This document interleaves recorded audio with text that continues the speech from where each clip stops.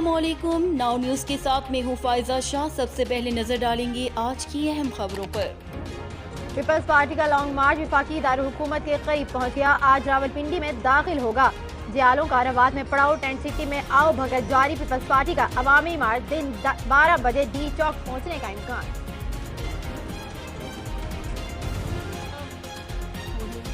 हम इमरान खान को आखिरी बार कहते हैं, अब भी थोड़ा बहुत टाइम रहता है, अभी अभी इस्तीफा दे दो, अभी अभी आप पार्लियामान तोड़ो, आए मुकाबला करो, आए हमारा सामना करो।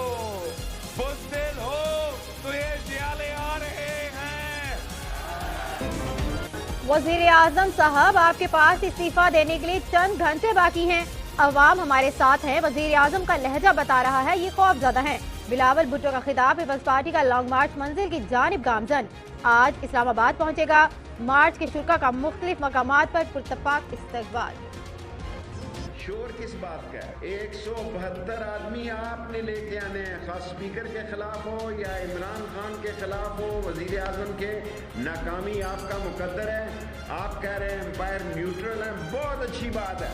शुक्र अल्लाह का आपको 3.5 साल बाद ये ख्याल आया कि एम्पायर न्यूट्रल है। जब आप हारेंगे आप कहेंगे थर्ड एम्पायर नहीं आ रहा है।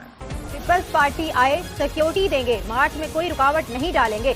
शेख रशीद ने वाज़ेह कर दिया, कहा अपोजिशन की तहरीके अदम एतमाद नाकामी से 2-4 होगी। जियालों से बच जाने वाले जल्द कानून के कटहरे में होंगे।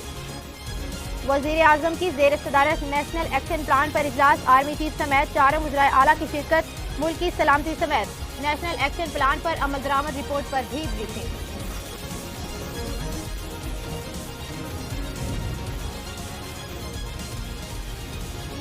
सरबराह यूरोपीय यूनियन का वज़ीर आज़म को टेलीफोन। रूस यूक्रेन मामले पर सालसी की दरख्वास्त कर दी। फवाद चौधरी कहते हैं वज़ीर आज़म मामले पर अमली इक़दाम करेंगे।